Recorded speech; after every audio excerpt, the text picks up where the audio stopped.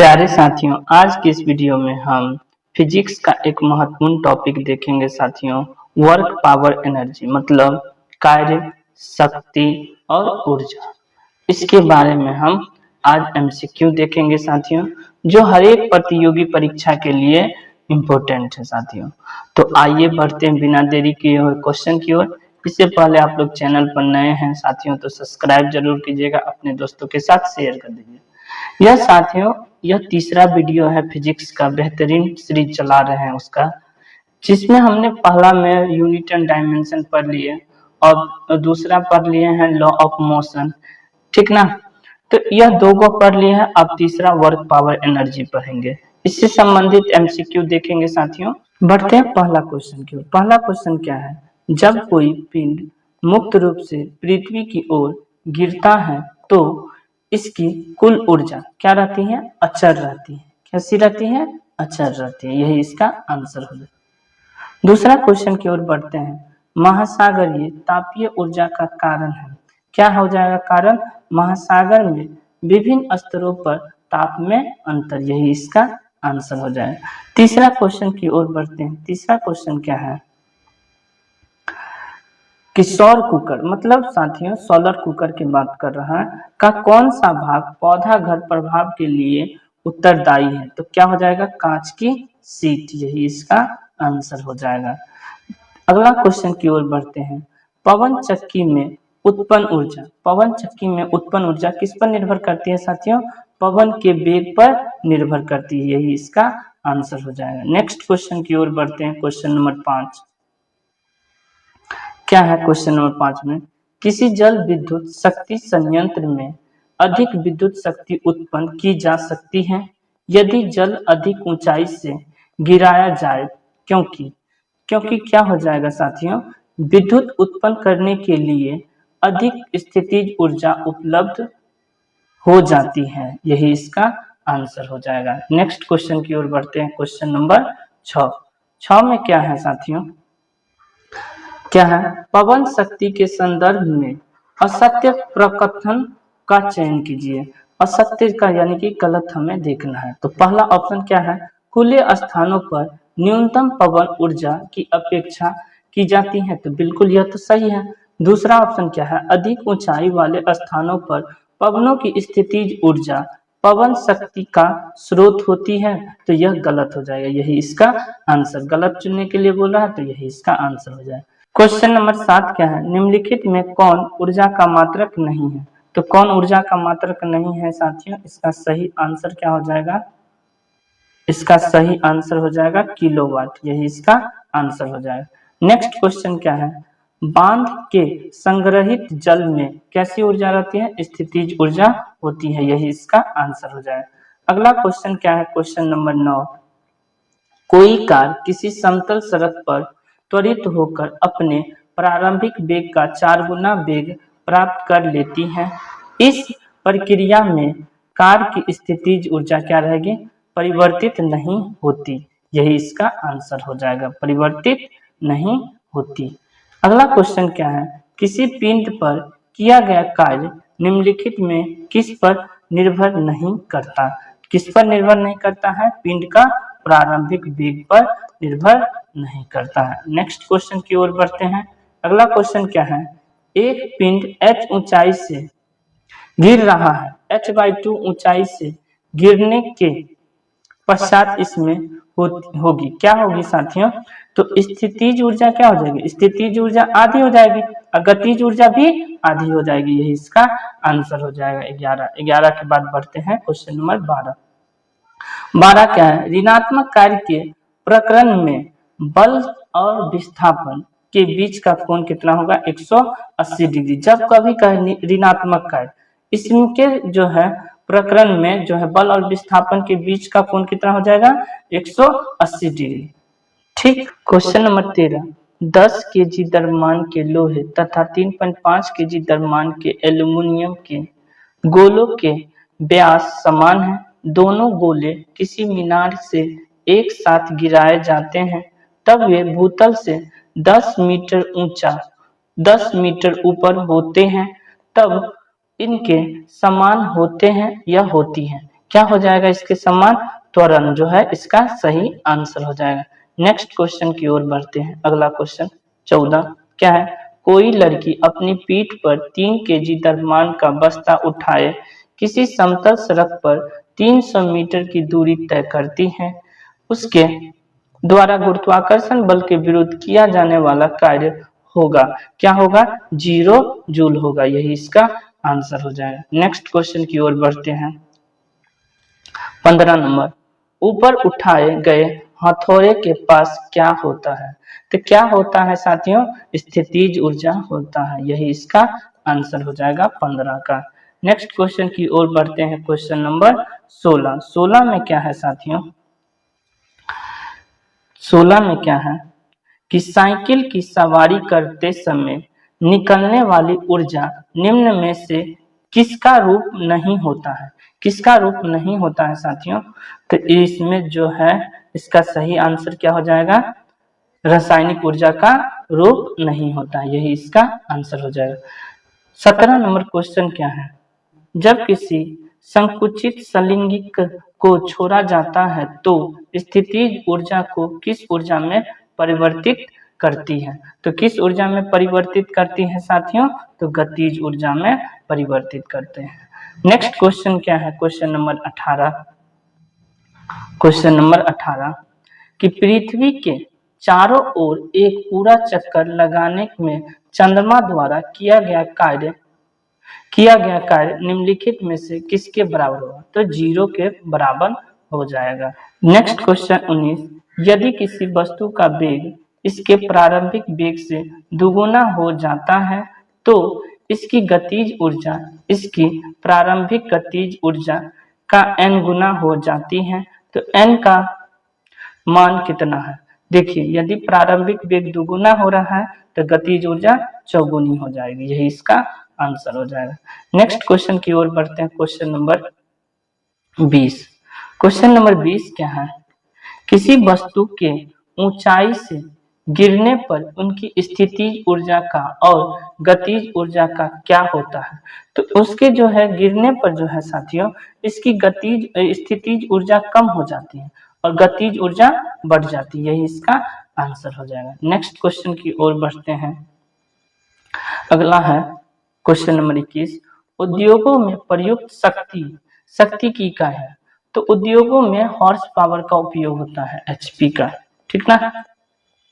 यही इसका आंसर हो जाएगा। और 1 HP बराबर कितना होता है साथियों? तो 746 वाट होता है। क्या होता है? 746 वाट होता है, यह भी याद कर लीजिएगा। नेक्स्ट क्वेश्चन क्या है साथियों? 22 नंबर, यांत्रिक ऊर्जा किनका योग होती है? किनका योग होता है साथियों? तो यह जो है गतिज ऊर्जा और स्थितिज ऊर्जा के योग को हम यांत्रिक ऊर्जा कहते हैं। अगला क्वेश्चन क्या है? Question number 23। काम करने की क्षमता को क्या कहा जाता है? काम करने की क्षमता को ऊर्जा कहा जाता है, ठीक ना? नेक्स्ट क्वेश्चन की ओर बढ़ते हैं। अगला क्वेश्चन है, किसी वस्तु द्वारा उसकी स्थिति या विन्यास द्वारा प्राप्त ऊर्जा को कहा जाता है। वो क्या कहा जाता है साथियों? स्थितिज ऊर्जा कहा जाता है, यही इसका आंसर हो जाएगा। क्वेश्चन नंबर 25 क्या है? निम्नलिखित में से कौन सी भौतिक राशि कार्य की दर कहलाती है? कार्य की दर को क्या कहते हैं साथियों? शक्ति कहते हैं, यही इसका आंसर हो जाएगा। अगला क्वेश्चन क्या है? 26। इनमें से किसे न तो बनाया जा सकता है और न ही नष्ट किया जा सकता है? किसे? तो ऊर्जा को न ही बनाया जा सकता है और न ही नष्ट किया जा सकता है साथियों। अगला क्वेश्चन क्या है? Question number 27। गतिशील वस्तुओं की गतिज ऊर्जा यानी कि काइनेटिक एनर्जी किस पर निर्भर करती है? तो किस पर निर्भर करती है साथियों? तो द्रव्यमान और वेग पर निर्भर करती है, यही इसका आंसर हो जाएगा। और पूछे साथियों काइनेटिक एनर्जी बराबर क्या होता है साथियों? तो 1/2 mv² होता है, यही इसका सूत्र होता है काइनेटिक एनर्जी का। नेक्स्ट क्वेश्चन की ओर बढ़ते हैं। अगला क्वेश्चन क्या है? Question number 28। किसी तने हुए रबर बैंड में किस प्रकार की ऊर्जा होती है? तो यह तना हुआ है तो स्थितिज ऊर्जा, यही इसका आंसर हो जाएगा। नेक्स्ट क्वेश्चन की ओर बढ़ते हैं। देखिए साथियों, अभी जस्ट बतला है गतिज ऊर्जा मतलब काइनेटिक एनर्जी बराबर क्या बतलाए थे, 1/2 mv²। यही इसका आंसर हो जाएगा। नेक्स्ट क्वेश्चन क्या है, देखिए यानी कि 30वें क्वेश्चन में क्या दिया है, कार्य जूल से संबंधित है, ठीक ना। तो पावर जो है किससे संबंधित होगा, वाट से हो जाएगा, यही इसका आंसर हो जाएगा। नेक्स्ट क्वेश्चन की ओर बढ़ते हैं। निम्नलिखित गतिविधियों में से किस में कार्य नहीं किया गया है, तो किस में कार्य नहीं किया गया है साथियों, तो जो है यहाँ अश्विन जो है, अश्विन प्लेटफॉर्म पर खड़ा है, यही इसका आंसर हो जाएगा। नेक्स्ट क्वेश्चन की ओर बढ़ते हैं। अगला क्वेश्चन क्या है, 32, किसी संकुचित स्प्रिंग में सामान्य लंबाई के स्प्रिंग से अधिक ऊर्जा होती है, क्योंकि स्प्रिंग संकुचित होने के कारण इसमें निम्नलिखित में से क्या होता है, तो क्या होता है साथियों, इसमें जो है स्थितिज ऊर्जा इसका सही आंसर हो जाएगा। नेक्स्ट क्वेश्चन की ओर बढ़ते हैं। नेक्स्ट क्वेश्चन क्या है, जब कोई वस्तु बल की दिशा में 1 मीटर की दूरी पर 1 न्यूटन बल के द्वारा चलती है तो किए गए कार्य की मात्रा कितनी होगी, तो 1 जूल्स हो जाएगा, यही इसका आंसर होगा। नेक्स्ट क्वेश्चन अभी जस्ट बतला है, 1 हॉर्स पावर यानी कि 1 एचपी बराबर कितने के बराबर होता है, 746 वाट के बराबर होता है। क्वेश्चन नंबर 35, द्रव्यमान m वाली एक वस्तु की गति v के साथ स्थानांतरित होती है और इनमें गतिज ऊर्जा k है। यदि इसका वेग दोगुना कर दी जाए तो इसकी गतिज ऊर्जा कितनी हो जाएगी, तो देखिए वेग यदि दोगुना करे तो गतिज ऊर्जा 4 गुनी हो जाएगी, यह गलत हो जाएगा, 4 गुनी हो जाएगी यहाँ, ठीक ना। नेक्स्ट क्वेश्चन की ओर बढ़ते हैं। अगला क्वेश्चन क्या है, शक्ति की इकाई को क्या कहा जाता है, वाट कहा जाता है, यही इसका आंसर हो जाएगा। नेक्स्ट क्वेश्चन की ओर बढ़ते हैं। क्वेश्चन नंबर 37, निम्नलिखित में किसकी इकाई ऊर्जा की इकाई के समान होती है, तो कार्य, यह इसका आंसर हो जाएगा। नेक्स्ट क्वेश्चन की ओर बढ़ते हैं। अगला क्वेश्चन क्या है कि 5 केजी भार की वस्तु को 4 मीटर की ऊंचाई पर उठाया जाता है, उस वस्तु पर लगने वाले कार्य का मान कितना होगा, तो -200 जूल होगा, यही इसका आंसर हो जाएगा। नेक्स्ट क्वेश्चन, एक वस्तु पर बल लगने के बावजूद भी किया गया कार्य 0 होगा यदि उसका विस्थापन जो है 0 होगा, ठीक ना। विस्थापन कैसा होगा, 0 होगा, तो किया गया कार्य भी 0 हो जाएगा, ठीक ना। क्वेश्चन नंबर 40 क्या है, किसी जल विद्युत गृह में विद्युत ऊर्जा में परिवर्तित होने वाली ऊर्जा कौन सी है, तो कौन सी हो जाएगी, गतिज ऊर्जा, इसका सही आंसर हो जाएगा। नेक्स्ट क्वेश्चन की ओर बढ़ते हैं। क्वेश्चन नंबर 41 क्या है, शक्ति का सूत्र क्या होता है साथियों, कार्य बट्टे में समय, तो यही इसका आंसर हो जाएगा। नेक्स्ट क्वेश्चन की ओर बढ़ते हैं। क्वेश्चन नंबर 42, क्वेश्चन नंबर 42 क्या है कि स्थिति या आकृति में हुए परिवर्तन के कारण एक वस्तु में निहित ऊर्जा को कहा जाता है, क्या कहा जाता है, स्थितिज ऊर्जा कहा जाता है, यही इसका आंसर हो जाएगा। क्वेश्चन नंबर 43 क्या है, 5 किलोग्राम और 10 किलोग्राम द्रव्यमान की 2 इस्पात की गेंदों की गतिज ऊर्जा समान है, यदि संभावना हो तो कौन सी गेंद तेजी से गति कर रही है, तो कौन सी, जो कम द्रव्यमान के होगा वही इसका आंसर हो जाएगा। तो क्या हो जाएगा, 5 किलोग्राम वाली गेंद जो है तेजी से चल रही है, तेजी से चल रही है। नेक्स्ट क्वेश्चन की ओर बढ़ते हैं। क्वेश्चन नंबर 44, क्वेश्चन नंबर 44 क्या है, जब किसी बंदूक से गोली चलाई जाती है तो उसकी संभावनाएं स्थितिज ऊर्जा किसमें परिवर्तित हो जाती है, तो देखिए स्थितिज ऊर्जा से किसमें हो जाएगा, गतिज ऊर्जा में। नेक्स्ट में है इसका ऑप्शन देख लेते हैं, किसमें हो जाएगा, गतिज ऊर्जा, इसका सही आंसर हो जाएगा। नेक्स्ट क्वेश्चन की ओर बढ़ते हैं। अगला क्वेश्चन क्या है, एक खींचे हुए धनुष से तीर छोड़ते समय धनुष की स्थितिज ऊर्जा किसमें बदल जाती है, किसमें, गतिज ऊर्जा में बदल जाती है। नेक्स्ट क्वेश्चन की ओर बढ़ते हैं। एक लड़का 120 न्यूटन के एक बक्से को 2 मीटर की ऊंचाई तक उठाता है, उसके द्वारा किया गया कार्य कितना हो जाएगा, तो 120 को 2 से गुना करेंगे 240 जूल इसका सही आंसर हो जाएगा। नेक्स्ट क्वेश्चन क्या है 47, यदि एक वस्तु का संवेग 3 गुना कर दिया जाए तो उसकी गतिज ऊर्जा कितनी हो जाएगी? संवेग यदि 3 गुना है तो गतिज ऊर्जा 9 गुना हो जाएगा, यही इसका आंसर हो जाएगा। 48 क्या है, इनमें से कौन सा स्थितिज ऊर्जा का उदाहरण नहीं है? तो कौन सा नहीं है? तो बहता हुआ जल जो है उदाहरण नहीं है, यही इसका आंसर हो जाएगा।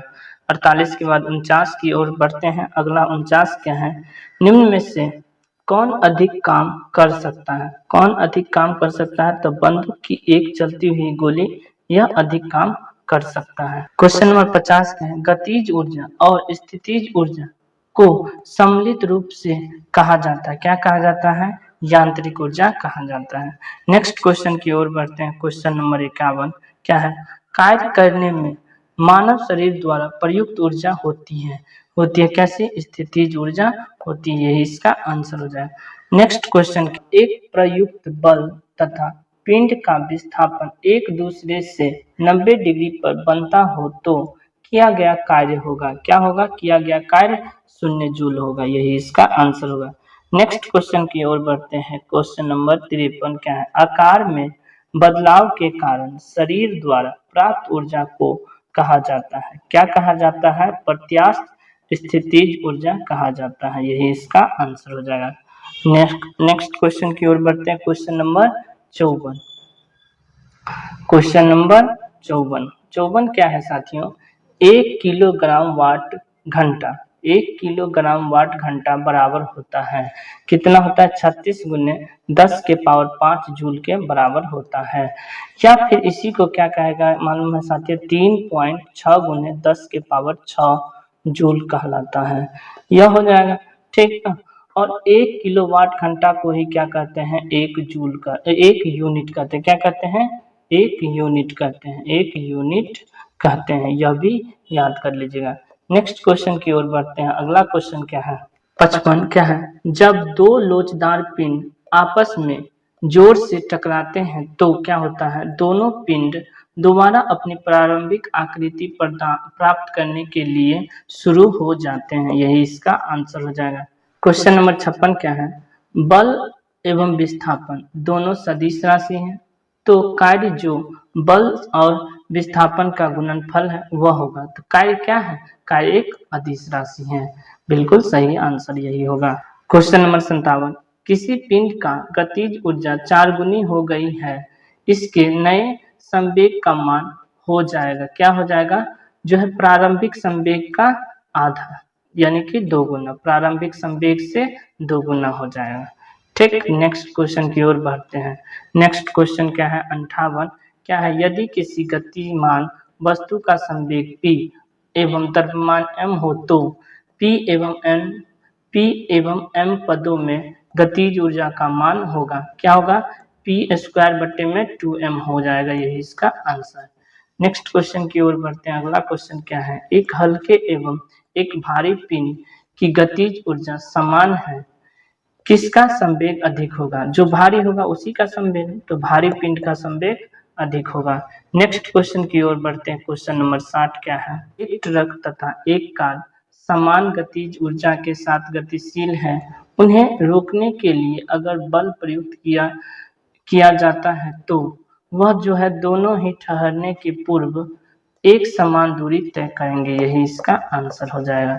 नेक्स्ट क्वेश्चन की ओर बढ़ते हैं। क्वेश्चन नंबर 61 क्या है, तेज गति से आने वाले क्रिकेट गेंद को पकड़ते समय एक क्षेत्ररक्षक अपनी बाहों को पीछे की ओर क्यों करता है? क्योंकि वह लंबे समय तक जो है कम बल का प्रयुक्त करता है, यही इसका आंसर हो जाएगा। क्वेश्चन नंबर 62 क्या है, जब आप एक कॉइल स्प्रिंग को कंप्रेस करते हैं तो आप उस पर कार्य करते हैं, प्रत्यास्थ गतिज ऊर्जा ... है, क्या हो जाएगा? बढ़ती है, यही इसका आंसर। नेक्स्ट क्वेश्चन क्या है, किसी बल द्वारा एक कण को एक बिंदु से दूसरे बिंदु तक विस्थापित करने में किया गया कार्य दोनों बिंदुओं के बीच के मार्ग पर निर्भर नहीं करता है, तो इस प्रकार के बल को कहा जाता है, क्या कहा जाता है? संरक्षित बल कहा जाता है। ये इसका आंसर हो जाएगा। बढ़ते हैं 64। 64 क्या है? एक बंद मार्ग पर किसी संरक्षित बल द्वारा किया गया कार्य होता है, क्या होता है? न्यूनतम होता है। यही इसका आंसर हो जाएगा। नेक्स्ट क्वेश्चन की ओर बढ़ते हैं। Question number 65। 14 किलोग्राम द्रव्यमान और 28 मीटर प्रति सेकंड के वेग वाले पिंड का संवेग कितना होगा? कितना हो जाएगा साथियों? जब हम 14 और 28 को गुना करेंगे तो कितना हो जाएगा? यहाँ से 392 हो जाएगा। यही इसका आंसर हो जाएगा। नेक्स्ट क्वेश्चन की ओर बढ़ते हैं। नेक्स्ट क्वेश्चन क्या है? अगला, रॉकेट डॉट डॉट संरक्षण के सिद्धांत पर कार्य करता है। तो किसके संरक्षण पर? संवेग संरक्षण के सिद्धांत पर कार्य करता है।